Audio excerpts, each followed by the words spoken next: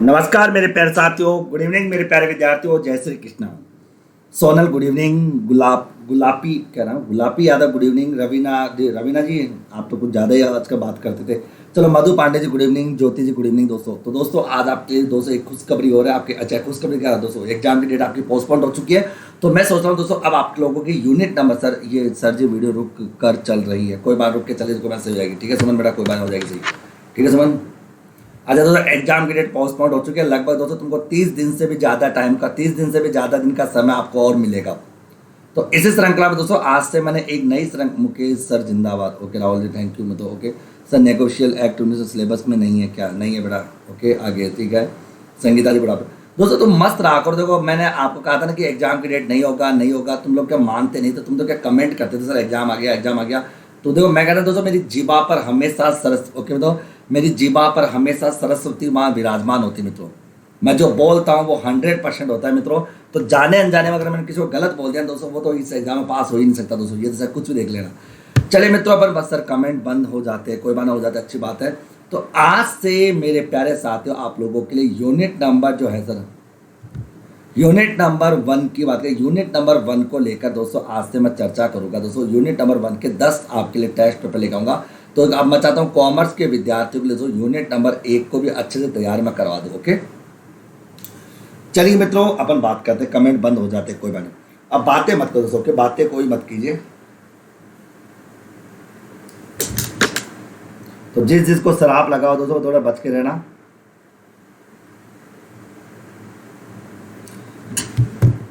सबसे पहला सर, हाँ सर सही, आप ऐसे सूची 1 को सर जी मेरा बता दो जहर होगा। सूची 1 को सूची 2 की मदों के साथ मिलान कीजिए और नीचे दिए गए कुछ में से सही उत्तर को चुनना है।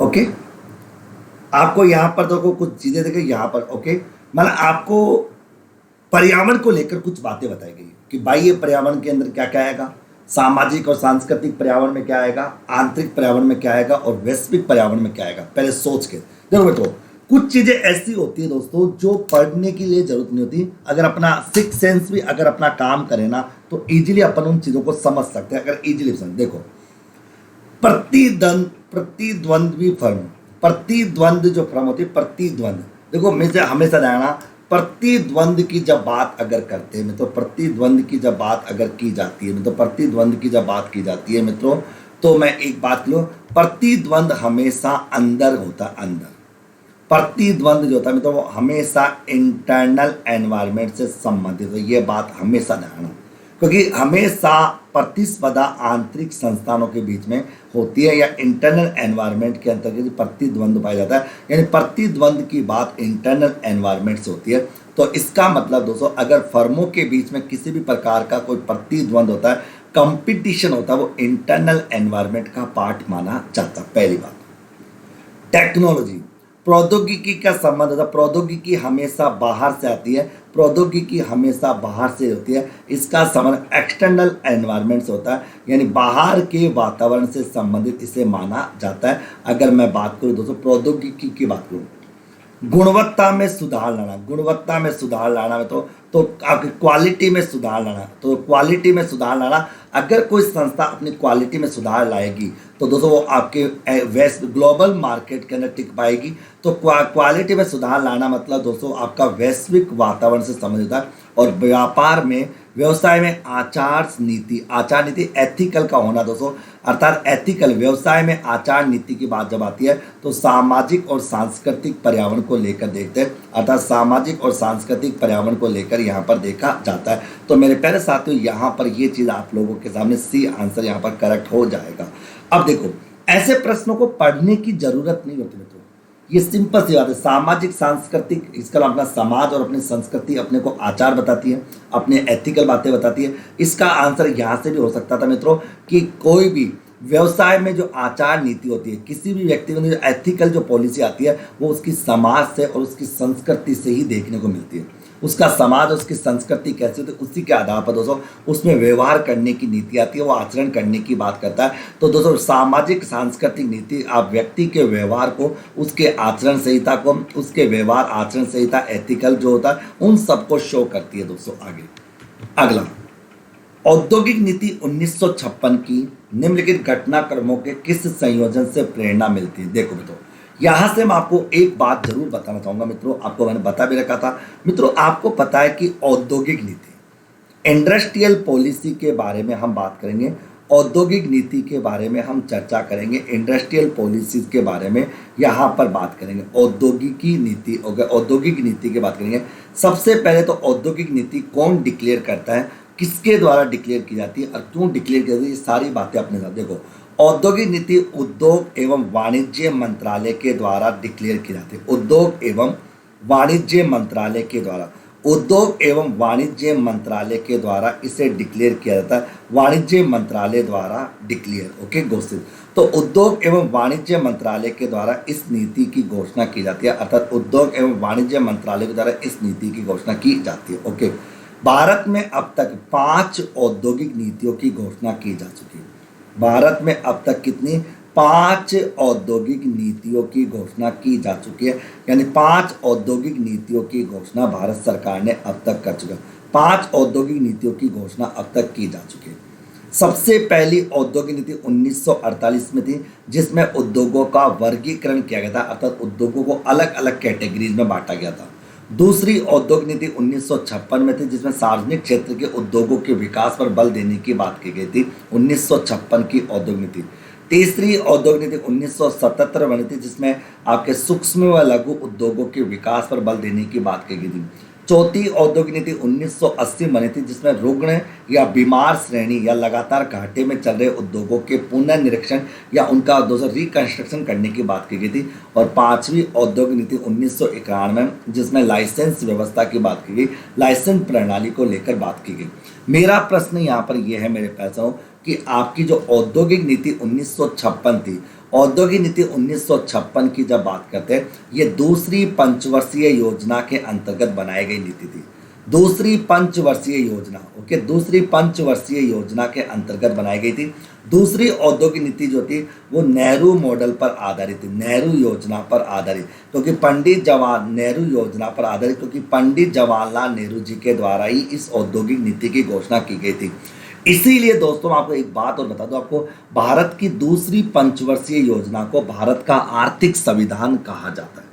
भारत की दूसरी पंचवर्षीय योजना को भारत का आर्थिक संविधान, इकोनॉमिक दोस्तों कॉन्स्टिट्यूशन कहा जाता है। यानी भारत की दूसरी पंचवर्षीय योजना को भारत का आर्थिक संविधान कहा जाता है। क्यों कहा जाता है? क्योंकि इसी दो योजना के अंतर्गत आर्थिक संविधान कहा जाता है, क्योंकि इसी योजना के अंतर्गत दोस्तों का इसी योजना के अंतर्गत क्या हुआ था, आपकी दूसरी औद्योगिक नीति आपके उद्योगों के विकास पर बल देने की बात यहाँ पर की गई थी। अब सुनिए यहाँ पर प्रश्न क्या है, मैं तो ये देखिए, भारत के संविधान का अंतिकरण, बिल्कुल दोस्तों दूसरी औद्योगिक नीति 1956 के अंतर्गत भारत के संविधान का अंतिकरण कहा गया, अर्थात इसको भारत का आर्थिक संविधान कहा गया। आर्थिक नियोजन का क्रियान्वयन, बिल्कुल दूसरी औद्योगिक नीति के अंतर्गत आर्थिक नियोजन जो था, यानी पंचवर्षीय योजनाओं का भी इम्प्लीकेशन किया गया था।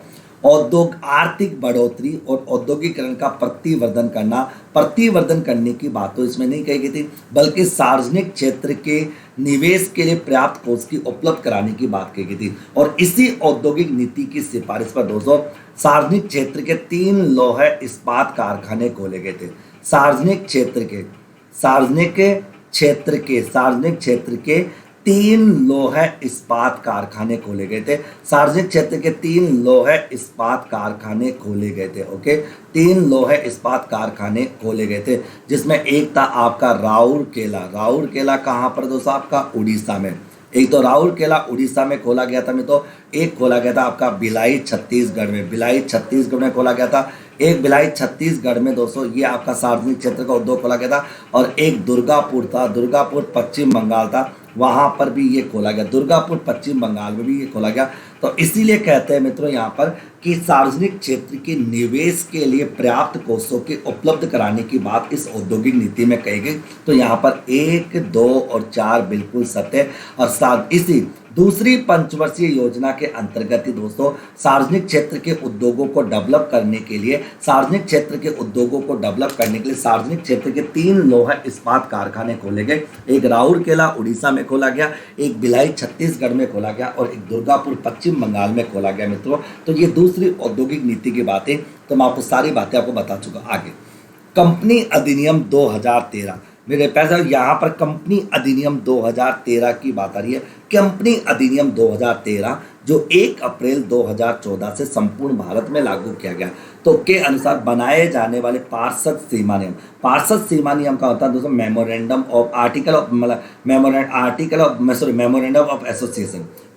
ऑफ एसोसिएशन में सम्मिलित की जाने वाली महत्वपूर्ण सूचनाओं में कौन सी सूचना शामिल नहीं होती। देखो, कंपनी का जो पार्षद सीमा नियम होता है वो कंपनी का एक महत्वपूर्ण प्रलेख होता है। कंपनी का पार्षद सीमा नियम एक सार्वजनिक प्रलेख होता है जिसके आधार पर यह माना जाता है कि कोई भी व्यक्ति अगर कंपनी से कोई एग्रीमेंट करता है या कंपनी से कोई अनुबंध करता है तो ये मानकर चला जाता है कि उसने कंपनी के पार्षद सीमा नियम को देखा होगा और पार्षद सीमा नियम के आधार पर ही उसने कंपनी में एग्रीमेंट किया होगा। तो कंपनी अधिनियम 2013 के अनुसार बनाए जाने वाले पार्षद सीमा नियम में कौन सी चीज शामिल होती है? इसमें कंपनी का नाम, देखो पार्षद सीमा नियम में 6 क्लोज शामिल करते हैं। पार्षद सीमा नियम में 6 क्लोज को शामिल करता है। अगर मैं बात करूं तो कंपनी के पार्षद सीमा नियम को लेकर, तो पार्षद इसको तो मेमोरेंडम ऑफ एसोसिएशन कहते हैं। इसके अंदर तो 6 वाक्यों को शामिल करता है, 6 वाक्यों को इसमें शामिल करता है। इसमें आता है दोस्तों, एक आता है नाम वाक्य कि कंपनी का नाम क्या होगा, किसी से मिलता जुलता नहीं होता। एक होता है दोस्तों आपका संघ वाक्य, कंपनी का संघ का होगा, कार्यालय का होगा। ओके मित्रों, एक होता है आपका उद्देश्य वाक्य, कंपनी का उद्देश्य क्या होगा, उद्देश्य को लेकर देखा जाता है। एक होता है कंपनी का दायित्व वाक्य, क्या होता है मतलब कंपनी का दायित्व वाक्य होता है मित्रों। एक होता है कंपनी का पूंजी वाक्य, क्या होता है पूंजी वाक्य होता है। ओके, कंपनी का पूंजी वाक्य, नाम संघ उद्देश्य। ओके, और एक होता है स्थान वाक्य भी अपन कह सकते हैं। इस प्रकार से कंपनी के 6 वाक्य होते हैं। ओके, पार्षद सीमा नियम कंपनी का दोस्तों एक महत्वपूर्ण प्रलेख होता है। ये कंपनी का एक महत्वपूर्ण प्रलेख होता है दोस्तों के, जिसमें कंपनी के नाम संघ उद्देश्य पूंजी सभी को दर्शाया जाता है। और ये दोस्तों एक प्रकार का सार्वजनिक प्रलेख होता है। ओके, क्योंकि ये माना जाता है कि कोई भी बाहरी पक्षकार कंपनी से जब भी अनुबंध करता है तो ये मानकर चला जाता है मेरे प्यारे साथियों कि उसने कंपनी के पार्षद सीमा नियम को देखकर ही कंपनी से व्यवहार किया। तो इसके अंदर दोस्तों कंपनी का नाम आता है, कंपनी का कार्यालय क्या होता है, कंपनी का किस राज्य में कहाँ पर उसका ऑफिस है, क्या उसका नाम है, दोस्तों ये सब चीज़ आ जाती है। इसमें कंपनी का उद्देश्य कैसा है, सीमित दायित्व वाली कंपनी है या असीमित दायित्व वाली कंपनी है, कंपनी जिसके लिए निगमित की गई, कंपनी को जिस कार्य के लिए इनकॉर्पोरेट किया गया, उसमें दोस्तों सारी चीज़ें आ जाती है। कंपनी का दायित्व कैसा, सीमित दायित्व वाली कंपनी है कि असीमित दायित्व वाली कंपनी है, आ जाएगा। जबकि दोस्तों यहाँ पर ये सी नंबर आएगा कंपनी के आंतरिक प्रबंधन के लिए, कंपनी के इंटरनल मैनेजमेंट के लिए दोस्तों जितने भी नियम होते हैं या विनियम होते हैं, उप नियम होते हैं, ये सब बातें कंपनी के पार्षद सीमा नियम में ना आकर ये सब बातें कंपनी के कहाँ आती हैं, पार्षद अंतर नियम के अंतर्गत शामिल की जाती है। अतः ये सारी बातें कंपनी के पार्षद अंतर नियम के अंतर्गत शामिल की जाती है। तो मैंने कहा कंपनी के आंतरिक प्रबंधन के लिए ये नियम विनियम या उपनियमन की बात आती है, ये सारी चीज़ें यहाँ पर शामिल की जाती है। ओके, ये सब की सब चीज़ें दोस्तों यहाँ पर आ जाएगी। ओके, आगे ठीक है। This is a not secret, बिल्कुल दोस्तों ये गोपनीय नहीं होता, ये बल्कि सार्वजनिक होता है। क्योंकि कंपनी से जो भी व्यक्ति एग्रीमेंट करता है तो ये मान कर चलता है कि उसने कंपनी के इन चीज़ों को देखा होगा और देख कर ही कंपनी का एग्रीमेंट किया होगा। तो पहले ही मान लिया जाता है कि जिस व्यक्ति ने भी कंपनी से कोई कॉन्ट्रैक्ट किया होगा तो वो कंपनी के इन सभी चीज़ों को देखकर, कंपनी के इन चीज़ों को मानकर ही दोस्तों उसने एग्रीमेंट यहाँ पर किया होगा। अगला उपभोक्तावाद, भी तो क्या बात है, उपभोक्तावाद के संबंध में निम्नलिखित में कौन सा कथन सही नहीं है? कंज्यूमराइज की बात करें, कंज्यूमराइज की बात आ रही है, तो उपभोक्तावाद व्यवसाय की उपभोक्ताओं के वैध अधिकारों की गारंटी देने और उन्हें सुनिश्चित करने की विफलता का प्रकटीकरण करता है, बिल्कुल करता है। तो उपभोक्तावाद में ये देखा जाता है कि एक्चुअल में कंपनी उपभोक्ताओं के क्या अधिकार है, उपभोक्ताओं को कौन कौन से राइट्स मिलेंगे, उपभोक्ता अपने अधिकारों के लिए क्या कर सकता है, उन अधिकारों को पूरा कराने के लिए कौन कौन से कानून बने हुए हैं। तो उपभोक्तावाद व्यवसाय की उपभोक्ता के वैध अधिकारों की गारंटी देने और उन्हें सुनिश्चित करने की विफलता का प्रकटीकरण भी करता है। उपभोक्ता संरक्षण में सरकार की कोई भूमिका नहीं है क्योंकि ये केवल व्यवसायिक संगठनों का, ऐसा गलत है।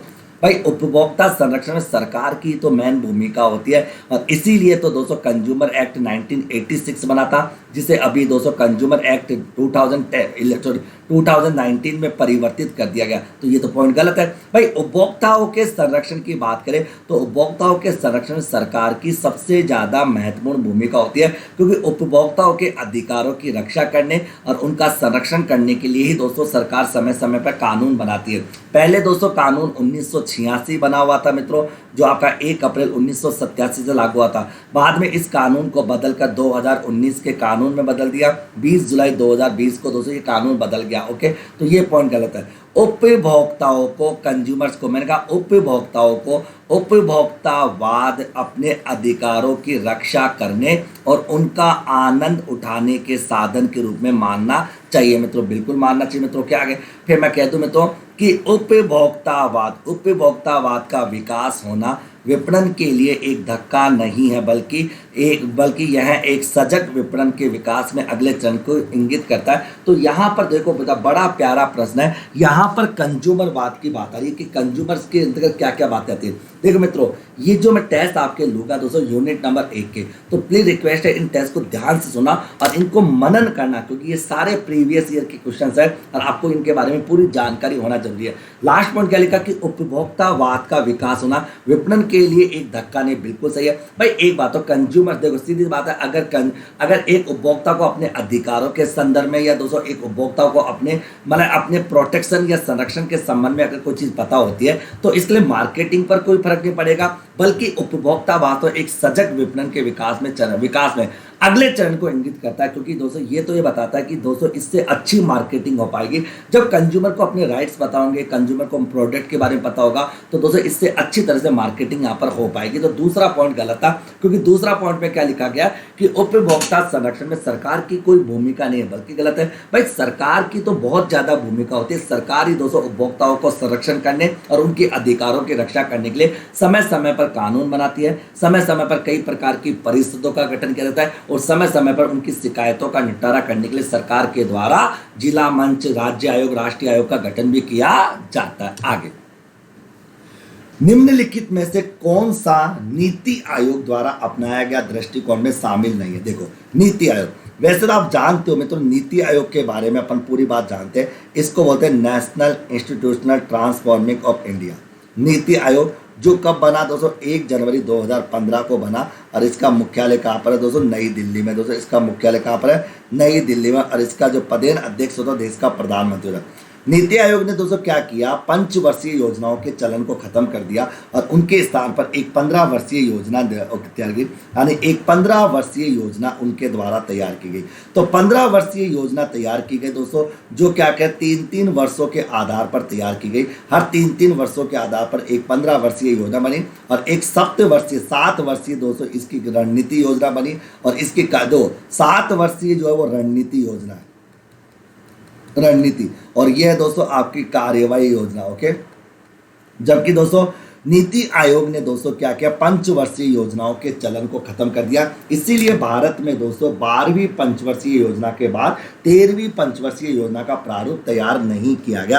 अर्थात 12 पंचवर्षीय योजनाओं को खत्म कर जाने के बाद 13वीं पंचवर्षीय योजना नहीं बनी, क्योंकि नीति आयोग ने भारत में पंचवर्षीय योजनाओं के चलन पर क्या लगा दी, रोक लगा दी, और पंचवर्षीय योजनाओं के स्थान पर दोस्तों एक 15 वर्षीय योजना का निर्माण किया गया, जो 3-3 सालों के कार्रवाई एजेंडा के रूप में तैयार होगी। इसका मतलब क्या, मैं समझाता हूँ। इस नीति आयोग ने क्या किया मित्रों, इस नीति आयोग ने किया कि 2017 से लेकर 2032 तक की एक 15 वर्षीय योजना बनाई, और ये कहा कि हर 3 साल के बाद जो योजना बनेगी उस योजना की कार्रवाई की जाएगी और देखा जाएगा कि सरकार ने उन 3 सालों में क्या कार्य किया और वो योजना 3 साल में कितना अपना कार्य कर पा रही है। इस प्रकार फिर 3 साल के बाद फिर जैसे दो हो जाएगा, जैसे 2 खत्म हो जाएगा, फिर एक 7 साल के बाद दोस्तों एक रणनीति योजना बनेगी, अर्थात दोबारा से एक रणनीति बनाकर आगामी योजनाओं को क्रियान्वित किया जाएगा। इस प्रकार से एक दीर्घकाल, इसका मतलब क्या हुआ, नीति आयोग ने 3 कैटेगरी की योजना बनाई। नीति आयोग ने 3 कैटेगरी योजना बनाई। नीति आयोग ने एक तो दीर्घकालीन योजना बनाई, जो दीर्घकालीन योजना नीति आयोग ने बनाई, ओके, वो तो कितने साल की हो गई, 15 वर्ष की। ओके, नीति आयोग ने एक मध्यकालीन रणनीति योजना बनाई, तो जो मध्यकालीन जो रणनीति योजना नीति आयोग ने बनाई है वो कितने साल के साथ बनाई, 7 वर्ष के हिसाब से बनाई। ओके, और नीति आयोग ने दोस्तों एक अल्पकालीन बताई, दोस्तों नीति आयोग ने क्या बताई, एक अल्पकालीन योजना बताई। नीति आयोग ने एक अल्पकालीन योजना बताई दोस्तों, जो 3-3 वर्षीय बताई, कितने 3-3 वर्षीय ये बताई गई, 3-3 वर्षीय ये बताई गई। तो नीति आयोग ने दोस्तों एक तो दीर्घकालीन योजना बताई जो 15 साल के हिसाब से होती है, एक मध्यकालीन योजना बताई जो 7 साल के हिसाब से होती है, और एक अल्पकालीन योजना होती है जो 3-3 साल के हिसाब से होती है। इस प्रकार से ये सारी योजनाएं दोस्तों नीति आयोग के द्वारा यहाँ पर बताई गई है। ओके, जबकि दोस्तों नीति आयोग ने 15 साल की 5 साल की योजनाओं के प्रारूप को खत्म कर दिया दोस्तों, आप जानते। अब आता है दोस्तों निम्नलिखित में से 1991 की जो 1991 में दोस्तों आप जानते हो उदारीकरण, निजीकरण और वैश्वीकरण का कॉन्सेप्ट आया था। डॉक्टर मनमोहन सिंह ने एलपीजी का कॉन्सेप्ट दिया था, आर्थिक सुधार के तहत इकोनॉमिक रिफॉर्म के समय। इसी समय 24 जुलाई 1991 को भारत में उद्योगों का विकास करने और उद्योगों की लाइसेंस प्रथा को खत्म करने के लिए दोस्तों एक औद्योगिक नीति बनी थी 1991 की।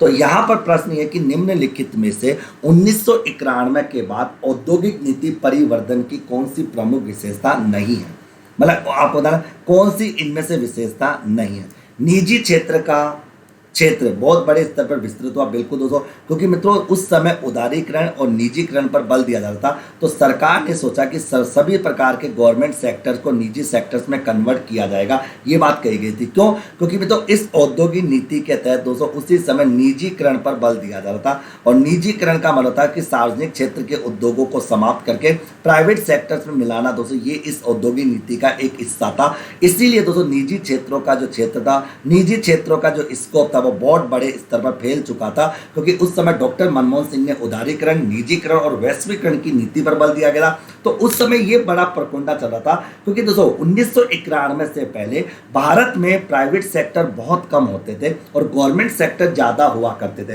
यानी 1991 से पहले प्राइवेट सेक्टर तो दोस्तों बहुत कम होते थे और गवर्नमेंट सेक्टर ज्यादा होते थे। आप अपने पेरेंट्स से पूछना, 1990 से पहले गवर्नमेंट नौकरियां दोस्तों पकड़ पकड़ के लगाई जाती थी और प्राइवेट सेक्टर की नौकरियां होती नहीं थी, क्योंकि दोस्तों उस समय दोस्तों आप देखा करो एक ही प्रकार का मोबाइल होता था, एक ही प्रकार की गाड़ी होती थी, एक ही प्रकार का दोस्तों आपका घड़ी होती थी, मतलब सब कुछ गवर्नमेंट ही तैयार करती थी, प्राइवेट सेक्टर होता ही नहीं था। आज तुम मार्केट में देखो हजारों प्रकार के कपड़े, हजारों प्रकार की गाड़ियां, हजारों प्रकार की कंपनियां, हजारों प्रकार के मोबाइल, मतलब आज इतने सारे प्रोडक्ट हो गए। क्यों? क्योंकि प्राइवेट सेक्टर इतना ज़्यादा डेवलप हो चुका, प्राइवेट सेक्टर का आकार इतना ज़्यादा डेवलप हो चुका कि गवर्नमेंट सेक्टर का आकार ऑटोमेटिकली क्या हो गया, कम हो गया।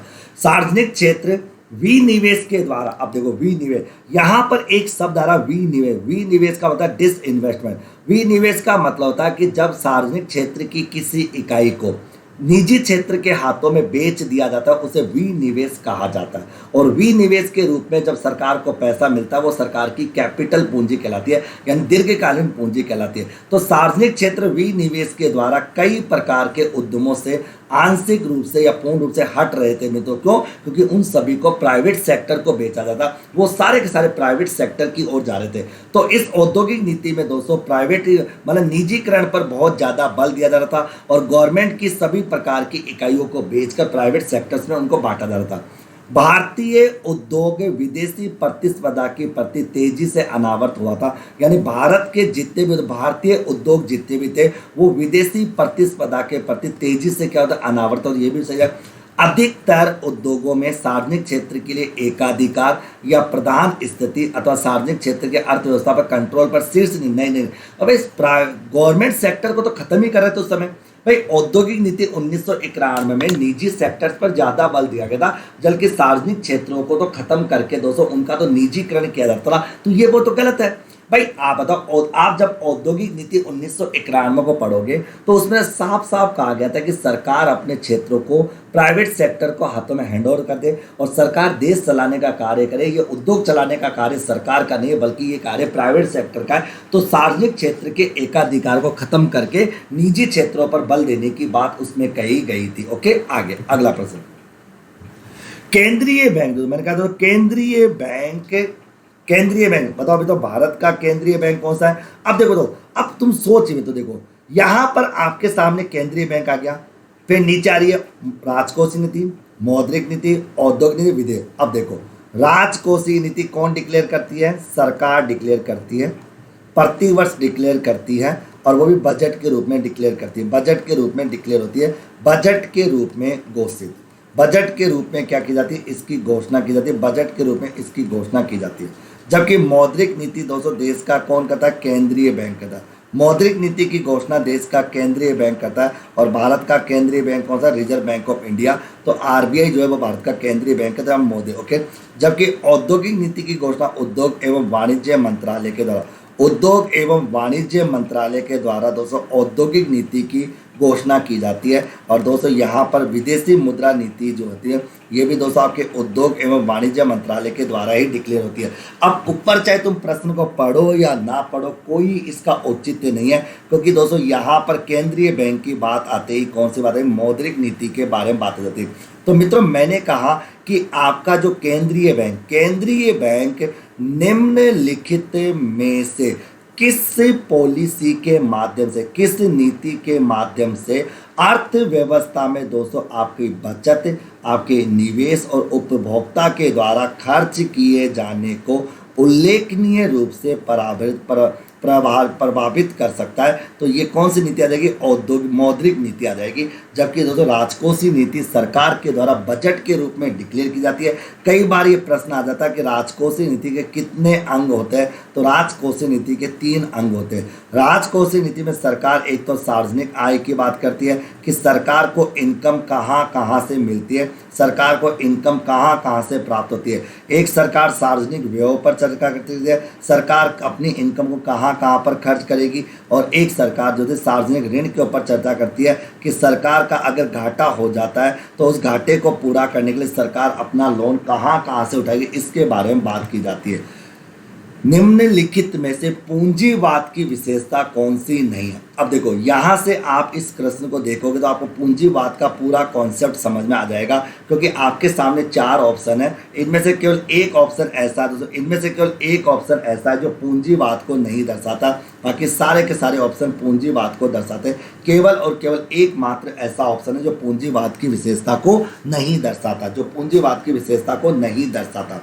अब वो ऑप्शन कौन सा है ये अपन देखते हैं और समझने की कोशिश करते हैं। पहला, व्यक्ति और संघ कम से कम त्याग और लागत के साथ अपने लाभ को अधिक से अधिक करने के आर्थिक उद्देश्यों के साथ व्यवहार करते हैं, ये अपना पूंजीवाद होता है। बिल्कुल कैपिटलाइजेशन इसको कहते हैं। भाई सीधी सी बात है, अगर मतलब एक व्यक्ति या व्यक्तियों का संघ कम से कम त्याग पर, यानी कम से कम सेक्रीफाई करके या लागत के साथ अपने लाभ को अधिक से अधिक करने, यानी मैक्सिमम से मैक्सिमम करने के उद्देश्य के साथ व्यवहार करता है, ये पूंजीवाद को दर्शाता है। इसमें कोई दो राय की बात नहीं। देश में उत्पादन के प्रमुख साधन या तो सरकार के स्वामित्व में हो या उनका उपयोग सरकार द्वारा नियंत्रित। नहीं दोस्तों, ये स्थिति पूंजीवाद की नहीं बल्कि ये स्थिति किसकी है? समाजवाद की स्थिति है। ये स्थिति समाजवाद की बात आती है मित्रों, ये पूंजीवाद की स्थिति को नहीं दर्शाता। तो मतलब देश में उत्पादन के प्रमुख साधन, यानी जिसमें उत्पादन के प्रमुख साधन है भूमि, पूंजी, श्रम और साध। तो उत्पादन के प्रमुख साधनों की जब बात आती है तो 4 साधनों की बात आती है, भूमि, पूंजी, श्रम और साध। तो उत्पादन के प्रमुख साधन या तो सरकार के स्वामित्व में हो, या तो सरकार की ओनरशिप में हो मित्रों, या उनका उपयोग सरकार द्वारा नियंत्रित हो, या उनका उपयोग सरकार के द्वारा क्या हो मित्रों? नियंत्रित हो। ये समाजवाद की स्थिति को दर्शाता है मित्रों। आगे फिर मैंने कहा दोस्तों, यहाँ पर मैंने कहा कि उत्पादक यानी जो भी आपके प्रोड्यूसर है, जो भी आपके कंज्यूमर्स है, या जो भी आपके एम्प्लॉय है, अगर वो आपस में एक दूसरे के साथ कंपटीशन करते हैं, क्योंकि संसाधन और अवसर क्या होता है? सीमित होते हैं। क्योंकि मित्रों सीधी सी बात है, प्राइवेट सेक्टर्स की बात की जाती है तो पूंजीवाद एक प्रकार का प्राइवेट सेक्टर्स होता है। और प्राइवेट सेक्टर में दोस्तों इतना भयानक कंपटीशन है, गला काट प्रतिस्पर्धा आज दोस्तों प्राइवेट सेक्टर में देखने को मिलती है। यानी गला काट प्रतिस्पर्धा आज प्राइवेट सेक्टर में आपको देखने को मिलती है। कीमत और अदृश्य शक्ति उत्पादन एवं उपभोग के कारकों के प्रभाव में प्रधान भूमिका अदा करता है। बिल्कुल, क्योंकि दोस्तों आप जानते हो ये प्राइस को लेकर हो या अदृश्य पावर्स को लेकर या उत्पादन या उपभोग को लेकर भी बात आती है। तो यहाँ पर बी ऑप्शन थोड़ा गलत है। क्यों? क्योंकि बी ऑप्शन में पूंजीवाद की नहीं बल्कि समाजवाद की विशेषता का वर्णन किया गया है, बल्कि ए ऑप्शन, सी ऑप्शन और डी ऑप्शन में पूंजीवाद की स्थिति को यहाँ पर दर्शाया। आगे अब देखो, यहाँ पर इस प्रश्न को देखोगे, समझोगे, जानोगे तो कैसे सोल्व करोगे ये भी आप देख लीजिए। इस प्रश्न को कैसे देखते हो और कैसे जानते हो ये बात भी आप लोग समझ लीजिए। तो ओके, यहाँ पर इस बात को भी समझने की आपको कोशिश यहाँ पर मैं करता हूँ।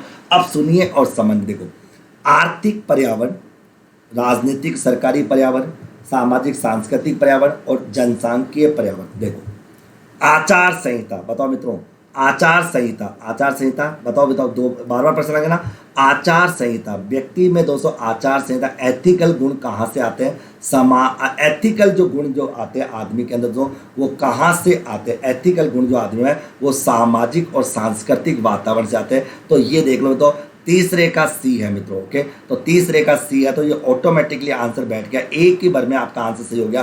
लो भाई साहब, ए आंसर हो गया, आगे देखने की जरूरत ही नहीं पड़ी दोस्तों। ओके, अरे भाई सोना थोड़ा ध्यान रखा बेटा, गलती, क्योंकि दोस्तों आपको अभी बताया था आचार संबंधित मुद्दों की बात आती है, यानी एथिकल मुद्दों को लेकर बात आती है। तो आचार संबंधित मुद्दों की बात आती है, आचार से, तो आचार संबंधित मुद्दों की बात जब जब आती है तो वो सामाजिक और सांस्कृतिक पर्यावरण की ओर इंडिकेट करता है। जबकि मित्रों मैं कह दूं यहाँ पर व्यापार, मैंने कह दूं यहाँ पर व्यापार और परिवहन नीतियाँ, तो ये आर्थिक, क्योंकि व्यापार किस तरह आर्थिक क्रिया होती है, ये पैसा कमाने के उद्देश्य से की जाने वाली क्रिया होती है। तो मित्रों आर्थिक पर्यावरण का संबंध व्यापार और परिवहन नीतियों से होता है मित्रों। जबकि जनसंख्या का आर्थिक स्थितिकरण की जब बात आती है तो जनसंख्या को लेकर जब देखते हैं तो ये जनसांख्यिकीय दोस्तों कहलाता है। ये लो दोस्तों, तीसरे का भी डी है तो ये भी हो जाएगा। और न्यायिक, न्याय की बात आती है तो न्यायिक शक्तियाँ, भाई कोई भी कानून जो बनता है, जुडिशियल पावर कहाँ से मिलती है? सरकार से या राजनीतिक मिलती है, क्योंकि कानून सरकार बनाती है, राजनीतिक पार्टियां बनाती है। तो जुडिशियल पावर अगर आती है वो सरकार से या राजनीतिक वातावरण से आती है। तो ये आपका पहला ऑप्शन सही हो जाएगा। आगे अब देखो बताओ, आपके सामने सूची एक को सूची दो के साथ मिलाना है। यहाँ पर एक तो आपका व्यष्टि बाह्य, एक तो बाह्य वातावरण है जो आपका व्यष्टि मतलब स्मॉल, समष्टि मतलब बड़ा, गैर मूल्य प्रतिस्पर्धा जिसमें प्राइस की बात नहीं करते, और वांछित प्रतिस्पर्धा जो ऑथेंटिक होती है। ये प्रश्न पूछा जा रहा है। अब देखो मैंने लिखा आर्थिक मतलब अर्थव्यवस्था से संबंधित बात आ रही है, अर्थव्यवस्था और राजनीतिक कारक की बात आती है। रुक जाओ मित्रों, फिर मैं लिखता हूं उपभोक्ता, उपभोक्ताओं के प्रयोज्य आय को लक्षित करने कहते हो विविध उत्पादकों में प्रतिस्पर्धा। ये होती है दोस्तों एक प्रकार की आपकी टारगेट, मतलब वांछित होती है दोस्तों, वांछित इच्छा होती है। 2 नंबर आएगा तो डी का तो 2 आ जाएगा। तो डी का 2 कहाँ पर है? ये लो भाई, तो डी का 2 यहाँ पर है। तो ये तो सीधा सीधा एक आपका सही फिट हो जाता है। अब चेक कर लो, तो भाई एक का 3 है, तो एक का 3 है। व्यष्टि बाह्य वातावरण होता है आपका आदान आपूर्तिकर्ता से, समष्टि बाह्य वातावरण आपकी आर्थिक क्रियाओं से होता है मित्रों। जबकि दोस्तों गैर मूल्य में आ जाता है आपका खेल कूद, क्योंकि खेल कूद जैसे आयोजन जो होते हैं इनका पैसों से कोई लेना देना नहीं होता। तो ये आपके सामने आ जाएगा। इस प्रकार से ए आंसर आपका हो जाएगा। तो दोस्तों ये था आज का टेस्ट नंबर 1, जहां पर दोस्तों मैंने कहा ना आपकी डेली दोस्तों मैं 40 मिनट की कक्षा लूँगा, 30 से लेकर एक 40 मिनट की एक कक्षा लूँगा डेली, जिसमें मैं कॉमर्स के विद्यार्थियों को डेली यूनिट नंबर 1 का फुल रिवीजन कराने वाला हूँ।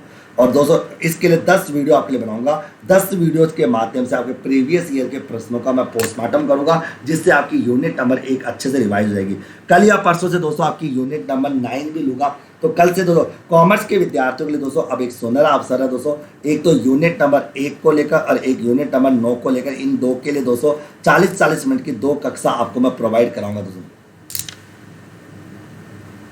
ओके बेटा, आगे तो यहाँ तक की बात आप लोगों को समझा देंगे, ठीक है। मैं तो देखो दीपिका कहते 2019-20 के पेपर नहीं आए। देखो मैं तो रोते हो चेहरे में वो बिल्कुल पसंद नहीं है, नहीं आएंगे बेटा, तुमको कभी नहीं आएंगे। तुम्हारे अंदर पॉजिटिव, जिस इंसान के अंदर पॉजिटिविटी नहीं है वो मेरे को पसंद नहीं दोस्तों, कभी पसंद नहीं, ठीक है। चलिए मित्रों आज के लिए विदा लेते हैं। थैंक यू मित्रों, मिलते हैं कल सुबह आपकी नई सेशन। कल संडे देखकर कल का रणनीति अलग रहेगी, बता देंगे। क्योंकि दोस्तों तुम्हारा 1-1.5 महीने तक कोई एग्जाम होने वाला नहीं है, 1-1.5 महीना मजे करो, एग्जाम होने वाला नहीं, ठीक है। थैंक यू मित्रों, टेक केयर मित्रों, बाय बाय। रिवाइज करते रहो, पढ़ते रहो, खूब पढ़ो।